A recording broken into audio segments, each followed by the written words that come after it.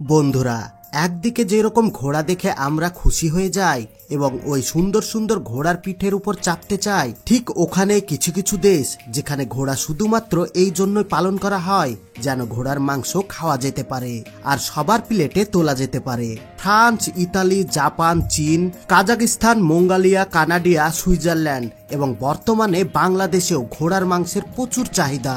কিন্তু আবার অন্যদিকে আমেরিকা ও যুক্তরাষ্ট্রের মতো দেশে ঘোড়ার মাংস খাওয়া সাধারণত নিষিদ্ধ এবং সামাজিকভাবে অগ্রহণযোগ্য, কারণ ঘোড়াকে পোষা প্রাণী বা কাজের সঙ্গী হিসাবে দেখা হয়। কিন্তু বর্তমানে বাংলাদেশে ঘোড়ার মাংসের চাহিদা অনেক বেশি, কারণ বাংলাদেশে গরুর মাংসের দাম অনেক বেশি। তাই গরুর মাংসের চাহিদা মেটাতে এখন ঘোড়ার মাংস বাংলাদেশে খাওয়া হচ্ছে।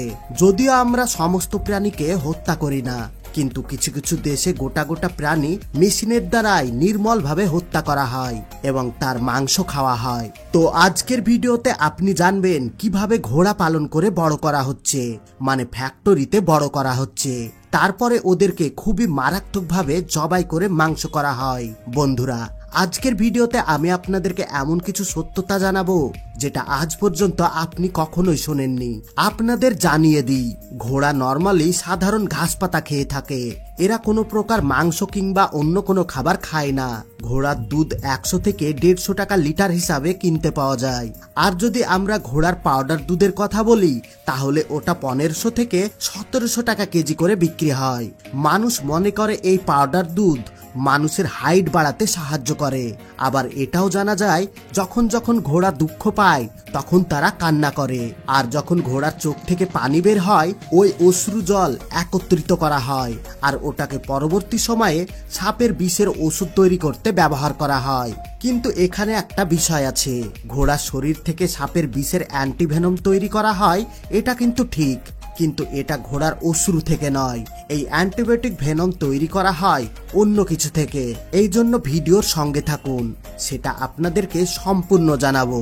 বন্ধুরা, এতক্ষণ তো আমি আপনাদেরকে ওই সমস্ত ইনফরমেশন দিলাম যেটা আপনার জানা খুবই জরুরি, বেসিক ইনফরমেশন।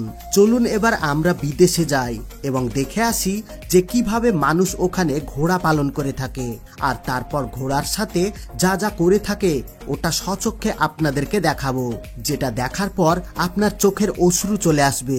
বন্ধুরা, যেটা আপনি দেখতে পাচ্ছেন এটা হলো ঘোড়ার ফার্ম, যেখানে কিছুদিন আগে জন্ম নেয়া ঘোড়ার বাচ্চাগুলোকে দুধ পান করানোর প্রক্রিয়া চলছে। আপনাদেরকে জানিয়ে দিই, যেখানে একটা ঘোড়ার বাচ্চা একদিনে 2 লিটার দুধ পান করে থাকে, ঠিক ওখানেই একটা প্রাপ্তবয়স্ক ঘোড়া একদিনে 10 কিলো চারা খেয়ে থাকে।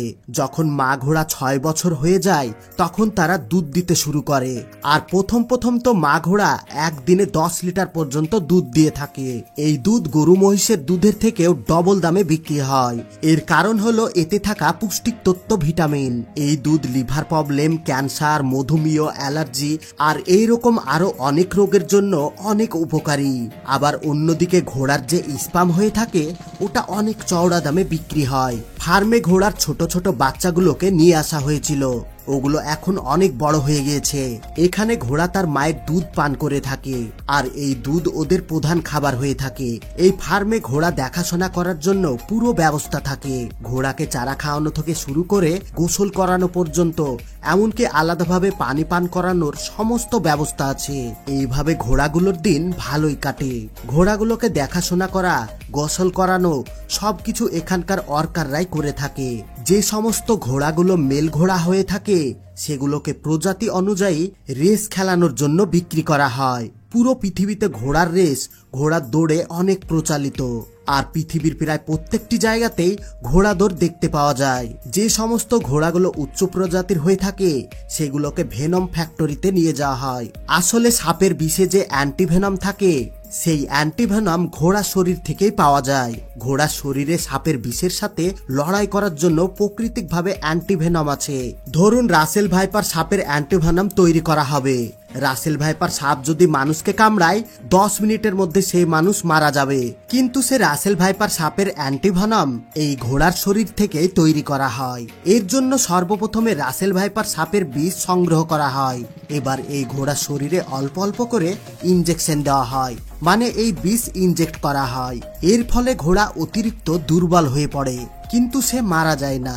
4 থেকে 5 দিন পর ঘোড়ার শরীরের রক্তের অ্যান্টিভেনম তৈরি হওয়া শুরু হয়ে যায় আর ঘোড়া আস্তে আস্তে নর্মাল হয়ে যায়। এরপর সেই ঘোড়ার শরীর থেকে রক্ত সংগ্রহ করা হয়, সেই রক্ত থেকেই অ্যান্টিভেনম এক্সট্রাকশন করা হয়, আর এইভাবে মানুষ রাসেল ভাইপার সাপের বিষের অ্যান্টিভেনম পেয়ে যায়। একটা ঘোড়া যতদিন বেঁচে থাকে তার শরীর থেকে ততদিন পর্যন্ত এই অ্যান্টিভেনম তৈরি করা হয়। মানে বুঝতে পারছেন মানুষ তার স্বার্থের জন্য কতটা নিচে নামতে পারে।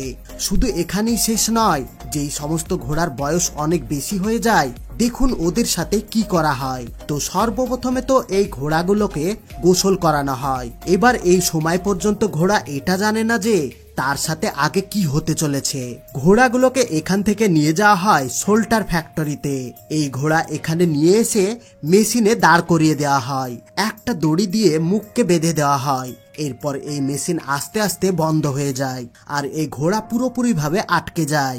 তারপর অত্যন্ত নিষ্ঠুরভাবে তাকে হত্যা করা হয়, যে ভিডিও আমি আপনাদেরকে ইউটিউবে দেখাতে পারবো না। ঘোড়ার মাংস বিদেশের বাজারে অনেক জনপ্রিয় আর বর্তমানে তো বাংলাদেশের বাজারে অধিক জনপ্রিয় হয়ে গেছে। কিন্তু আপনাদের কি মনে হয় ঘোড়ার মাংস খাওয়া কি হালাল নাকি হারাম? অবশ্যই কমেন্ট করে জানাবেন। চলুন আমরা এবার মেন টপিকে যাই। সর্বপ্রথমে ফ্যাক্টরিতে ঘোড়ার মাংসগুলো আলাদা চলে যায় আর ওপর দিকে চামড়া বের করা হয়, আর এই চামড়া থেকে পোশাক, জুতো, মানিব্যাগ, বেল্ট আরো অনেক কিছু তৈরি করা হয়। অন্যদিকে ফ্যাক্টরিতে ঘোড়ার মাংসগুলোকে এইভাবে ছোট ছোট পিচ করে কেটে নেওয়া হয়। তারপর এগুলোকে পানিতে পরিষ্কার করে এর ভিতরের সমস্ত পার্টিকলগুলোকে আলাদাভাবে কাটা হয়।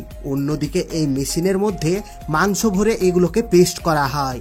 আবার অন্যদিকে কিছু কিছু মাংস এইভাবে প্যাকেট করে বাজারজাত করা হয়। ঘোড়ার যে হাড় থাকে ওগুলোকে কিন্তু ফেলে দেওয়া হয় না, এগুলোকে ফ্যাক্টরিতে অন্য ভাগে পাঠানো হয় যেখানে এগুলোকে গুঁড়ো করা হয় এবং এর থেকে প্রোটিন পাউডার তৈরি করা হয়।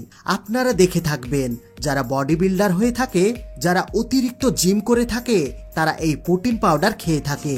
আসলে ওই সমস্ত প্রোটিন পাউডার তৈরি করতে হাড়ের গুঁড়োর ব্যবহার হয়, আর ওটাতে শুধুমাত্র পার্টিকুলারলি ঘোড়ার যে হাড় থাকে সেটা দিয়ে তৈরি করা হয় না, মাংস, চর্বি, এমনকি অনেক প্রোটিন দিয়ে তৈরি করা হয়। তো বন্ধুরা দেখলেন তো বাইরের দেশগুলোতে ঘোড়ার পুরো জীবন কিরকম ভাবে কাটে। কিন্তু কিছু কিছু দেশ আছে এইরকম ঘোড়ার মাংস খাওয়া একদম সাধারণ ব্যাপার। এই ঘোড়ার মাংস খাওয়ার ব্যাপারে আপনার কি মতামত অবশ্যই কমেন্ট করে জানাবেন। আর আপনি যদি বাংলাদেশ থেকে হয়ে থাকেন তাহলে হয়তো আপনি ঘোড়ার মাংস খেয়ে দেখেছেন। এই মাংসর টেস্ট কি রকম এবং খেতে কেমন লাগে সেটা অবশ্যই কমেন্ট বক্সে কমেন্ট করে জানাবেন।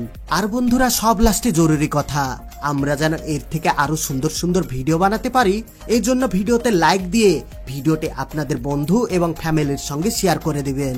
আর আপনি যদি আমাদের চ্যানেলে নতুন হয়ে থাকেন তাহলে চ্যানেলটিকে সাবস্ক্রাইব করে অল নোটিফিকেশন সিলেক্ট করে রাখুন, যেন পরবর্তী ভিডিও আপলোড করার সঙ্গে সঙ্গে আপনি সবার আগে দেখতে পারেন। এতক্ষণ পর্যন্ত সঙ্গে থাকার জন্য আপনাদের সবাইকে অসংখ্য ধন্যবাদ।